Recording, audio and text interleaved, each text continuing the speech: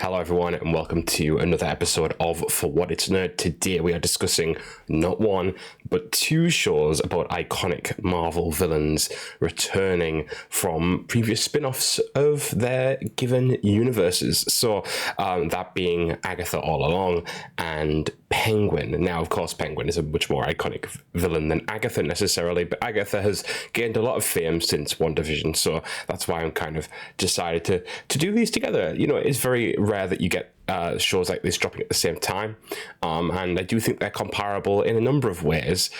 Now, of course, you've got a witch on one side and a gangster on the other, but let's look at some of the similarities. First of all, you've got, as I just said, two villains of the respective universes that have previously been in a piece of media regarding their superhero counterpart, Scarlet Witch in WandaVision, of course, and the Batman in the Batman movie with Battinson, I think people call him.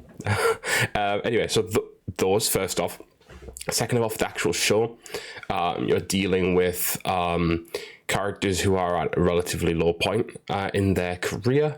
They had sort of power prior and have lost it due to the ongoing situation, and they're dealing with that by essentially upsetting the status quo that is currently in place, and as such they have, some might argue this is a bit of a dramatization, but of especially of the Marvel version with Rio Vidal. But they have these two antagonistic characters from their past showing up that are somewhat psychotic. Obviously, that's Sophia Falcone in The Penguin, and again Rio in what I was going to say, WandaVision, Agatha All Along. Now, as well, they have this sidekick that kind of comes along and allows them to become personable. Victor in Penguin, and Tien, who we all believe to be either Wiccan or Nicholas Scratch in some variation in Agatha. Never mind the fact that they're kind of trying to recruit people or kind of get people to see their point of view throughout the show, and being sort of sly and underhanded to basically begin to accrue their empire, so to speak, get themselves back on top. So, you know, the shows are very different in a number of other ways, but it's quite interesting how they do have a number of similarities, and the humor is there in both as well. I'd say the humor is a lot on a much more adult level in Penguin versus the kind of some people have likened it to a Disney-esque level with Agatha, but I think that's okay. I think sometimes it's okay to have something that's Disney-ified, so to speak, especially when Disney has made it. Let's just keep that as, like, you know, it's not really an insult if you're Disney, you know, in my opinion. But I actually really enjoyed both shows. I've just finished watching Penguin, actually, because I didn't have time to kind of watch it ahead of time. I just finished watching it. I thought I'd come straight into my thoughts. So I think they're both really well constructed in paying homage quickly to what came before. For example, in the beginning of Penguin, you have the news reports kind of really filling you in on what happened at the end of Batman. And again, there's kind of references throughout that just kind of begin to see, like, what's happening and where this is all going. And in Agatha, that first episode really pays homage to WandaVision as an idea, right? That first episode, for the majority of it, kind of goes into the kind of like based on WandaVision, a Danish drama or whatever they say in the show, or I forget. But like, and the idea that it's like a cop show and like this detective work, and she's trying to get out of the hex that Wanda put on her, and so that was a really interesting way of like saying, oh, you think the show's what you've seen, but no, it's not. And then they kind of come out of that, and there's ways in which they artistically do that. Also, what I think is really good in these two shows is the way that details in the show are allowed to sit for a while, and you start to gain an idea of where things are going. For example, it feels like a lot of these shows so far, I might be using this term wrong, but it feels like there's a lot of like little Chekhov's guns that they've set out in terms of like, this is that is this, what is that, and kind of like hints in the first 2 episodes of Agatha and the first Penguin episode as to where this might go and what's happening. And I think the storytelling is a lot more. It's not just telling you, right? It's story showing in a way, right? It's giving you like this little piece of information, and then you think, oh, that could be that, or that could be that. And Marvel does this relatively well, I'd argue. Anyway, what I would say with Penguin is they do elevate that a little, because Penguin's kind of master plan in episode 1. I actually forgot they were even doing a master plan halfway through, and I genuinely thought everything had just fucked up for him. And then I was like, oh no, he wanted it to go this way. And then obviously you see like the way it goes, if it fulfills by the end of the episode.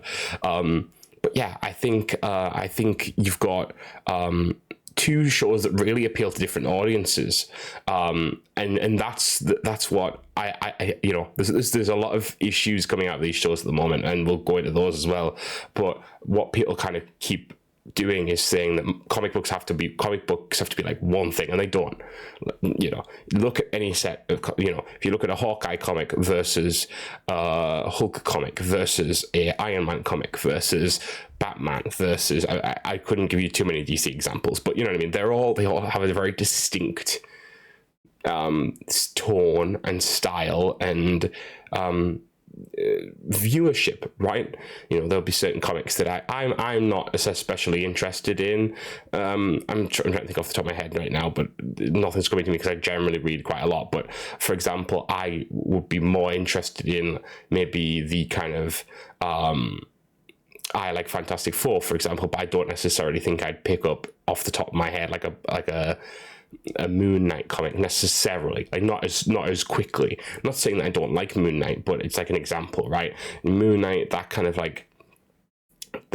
vibe, like not for me necessarily, but like Fantastic Four, the sciencey vibe a little bit more.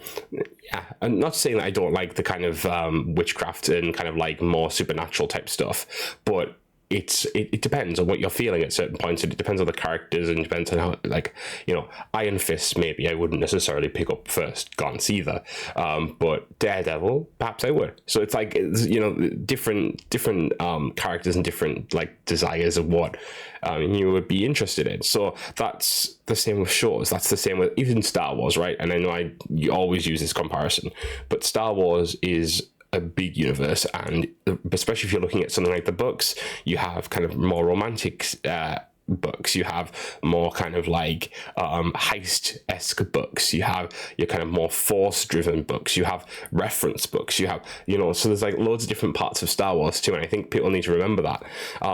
Because, for example, a lot of people are saying that because Agatha had a song in it about the Witch's Road, that this is somehow similar to The Acolyte, which was also bad. Sorry, I did that off screen. I did my little air quotes off screen. But here's how I think about this, right? The Acolyte was not the most polished, amazing show ever. No, it wasn't. And obviously it's very sad that it got cancelled, because I think a season 2 could have really ironed out some of those issues. But having a song in a show doesn't necessarily mean that it's less than, right? For example, look at Penguin. Penguin in the show, there's kind of this moment about where Oz gets in one of the cars he has, and it's playing a CD, funnily enough, and on it is 9 to 5 by Dolly Parton. It's meant to kind of humanize him a little bit, and meant to say like, oh, this guy listens to Dolly Parton, and kind of like it's a humorous moment. But does that make the show less serious? Does it make it less serious that they use that as the credits song for that episode? And I understand the characters singing versus a soundtrack, so to speak, is slightly different. I admit that too. But does it change the serious tone of the show? No. And I think Agatha, you know, there was a few little moments of like tenseness and like kind of like real vulnerability of character in the show, and as well the Salem 7 were quite creepy in their own right. Disney-ified, yes, I'll admit. It wasn't like, it's not your horror movie, but do you want that? You're not like, did you pick that show up for a horror necessarily? Horror elements, maybe, yeah, but not like horror. Like if you're watching a show about witches that's generally aimed sort of at that kind of, in the nicest possible way, teen girl audience, and not fully, but that's kind of what witch shows usually tend to be, then you're going to have less of that and more of a kind of magic, like a fantastical type magic, and that's cool. I like that too, you know. But you have to understand that there's different, like, how do I put it?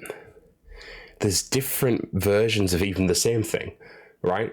So, anyways, with all that said, my point being, a lot of people were comparing Acolyte and Agatha to each other because there was a song in it, and Acolyte was not that. Agatha clearly has been thought out a lot more as regards what that song means, and it's plot driven. Someone pointed out on Twitter the other day that the Acolyte, you could remove that song, that chant, and it wouldn't really change the show all that much.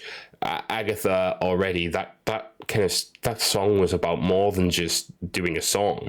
It was about kind of paying homage a bit to WandaVision, because WandaVision had a few different musical elements, but also I think kind of it's witch culture in a way, right?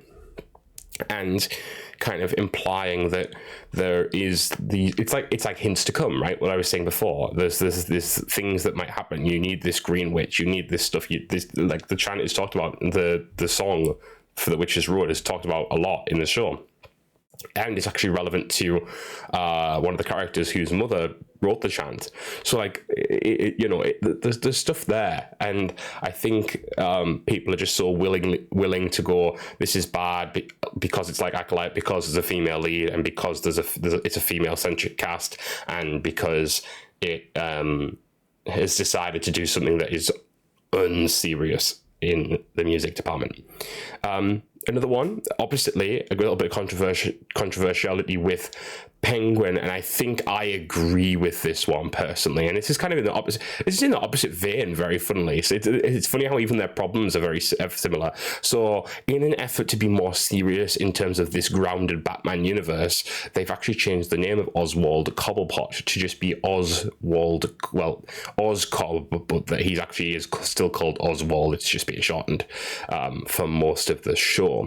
Now, I don't know if I vibe with that. Like, if you like Batman, and if you enjoy Batman and you enjoy DC, etc., you enjoy those characters for what they are, in my opinion. I'm not saying that you can't do things differently. For example, Caped Crusader, which we reviewed not long ago, did a gender bent version of Oswald and Oswalder, and again, that was a silly name. They could have went for any other sort of name instead of just putting an A on the end, but it was good. I'm not saying that you can't do something different. I just think being sort of embarrassed of the history of these characters is weird to me.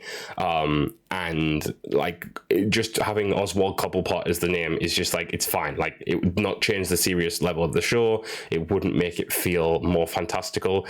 I can understand that as regards, say, like, let's not do X character because they're a bit too magical and we're not trying to go there. That's fine. But kind of removing elements of what a character is because you think it's not it's not right for the show setting that you're doing is kind of like weird, because it's like, you want to use that character though. A little bit of a yawn there. Oops. You want to use that character though, and like, what are you meant? Like, why are you removing parts? Like, it would be like if you actually, funny enough, I was going to say it would be like, but they actually did do this. They're doing that for the second Joker movie. They've kind of implied that Harley will be less like her, counterpart in a lot of other media, less hyper, less like of that kind of high pitched voice that she has, that kind of like person, that kind of bubbly persona. And again, is that Harley at that point? And again, you can try new stuff, you can try different characters. Again, Cape Crusader did do that with Harley as well, and I think that actually paid off quite well, even though it was a very distinct difference from the original Harley. But I think it's about why you're doing it. If you're saying, we love Harley, but we're trying this, that's fine. If you're saying we're kind of not embarrassed, but we're kind of that's not quite what we're looking for here. We're going to just strip the character of some parts because it would be better for us. It would serve us better. That I kind of take umbrage to.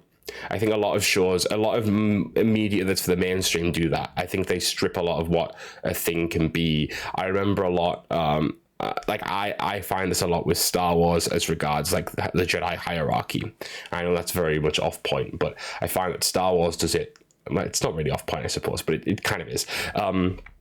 In that Star Wars will imply that basically like you're a Jedi and then you're a Jedi Master, and like the kind of idea. I know that everyone knows that's not the case, but the movies can sometimes just really dumb it down, knowing that not even implying that there's like you are an initiate, then you're like a Padawan, then you're a knight, and then you're a master, and then like maybe even Grandmaster, like Yoda, for example. And it feels like they kind of dumb it down for the movies. And I understand that, you know, you've got to try and appeal to the mainstream as regards making money, as regards, you know, getting new fans in, etc. But it's very hard for someone to really get into a franchise if you're going to then dumb down the material for views, essentially. It's kind of like me as regard. Again, totally different point, but I just actually got monetized on Peralta's Place. Not bragging. I'm not. But I was going through and kind of picking the new options for monetization and stuff, and it asked me how frequently do you want to run ads on, like, especially my live stream stuff, and I said like, oh, I want the least possible ads, because I think I don't want to alter my content and alter the way I'm doing things just to gain money. And I think there's part of that too, right? You need to be able to go, if you're a creative company, your goal is, like, for example, I work, I'm not going to dox myself, but I work in a company that it's not about creativity, it's about producing a material and selling it, right? So profit, right? That's it. There's no, like, you don't have to worry about being creative. You don't have to worry about being like producing a product that people have to enjoy or people might feel emotions from. Like, it's a service, and that's it. Entertainment and movie making and game making, for example, you are creating stories and telling, giving ideas and representing people. And money is obviously going to always be a factor if you're making stuff. You're a business foremost. I get that. I totally get that. And that's why sometimes I'll say they are a business foremost. I've said it before. But I think you have to take an ounce of responsibility, or a good portion of responsibility, to say, hey,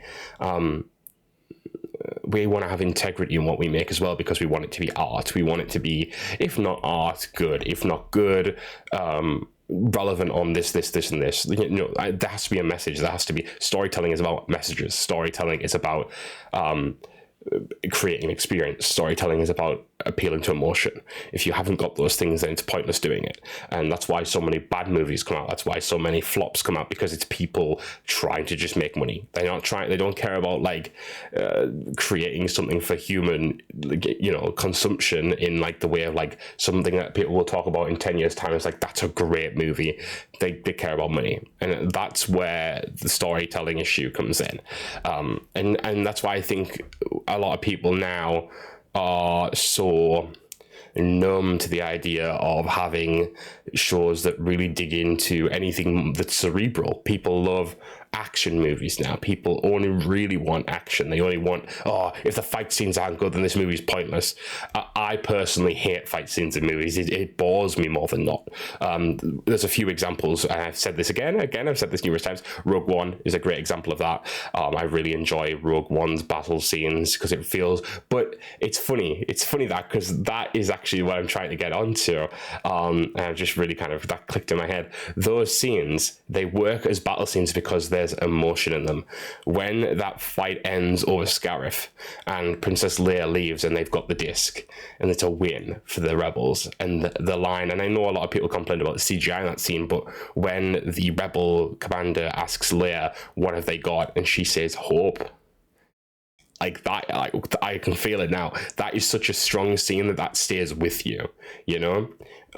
When they're the Hammerhead ship has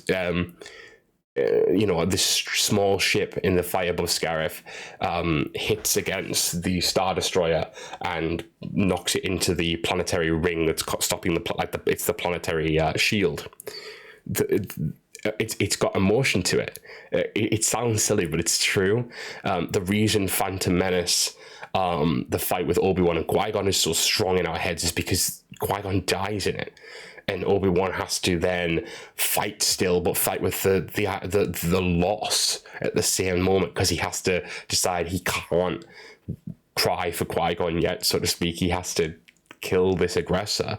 So that's what movies are about. And I think a lot of people don't care about that now. They care about explosions. They care about like flippant dialogue. They don't care about getting into anything. If a scene is longer than 5 minutes and it doesn't involve someone getting stabbed short, or like some kind of like technological doodad doesn't show up, if it's about people talking about their emotions, this is boring, this is a snooze fest.